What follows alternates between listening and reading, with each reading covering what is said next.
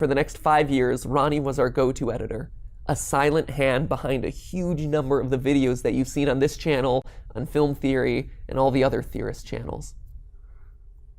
And that's why it shatters my heart to tell you that on July 4th, Ronnie was found dead, a victim of suicide. We found out 2 days later. We had been communicating about a project that he was editing on. He went silent for a couple days, and so we went to his apartment to check up on him, only to be met with a coroner's notice. The next day, Stephanie and I were in the hospital about to have our first baby. As you can imagine, it was an emotional weekend, and it's been an emotional roller coaster ever since. I've been wanting to do this video or say something for the last 2 weeks, but we wanted to hold off on a memorial until we were able to contact his family and get their permission to do it. But Ronnie had a really rocky relationship with his family, and so we've had no luck. And now with news slowly starting to get out that something may be wrong, we had no choice.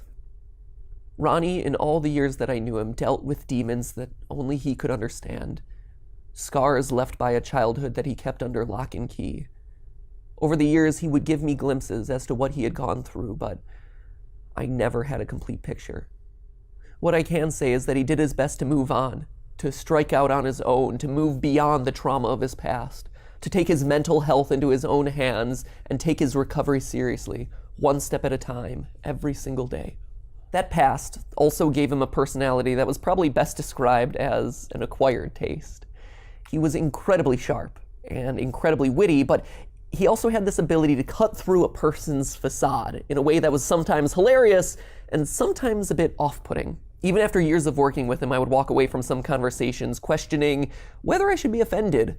Like, his sarcasm was so dry that there were times where it's like, was he joking? Or is he mad at me? Should I be offended right now? It was hard to tell sometimes. And it was that same personality that, understandably, sometimes got him into trouble with people who weren't familiar with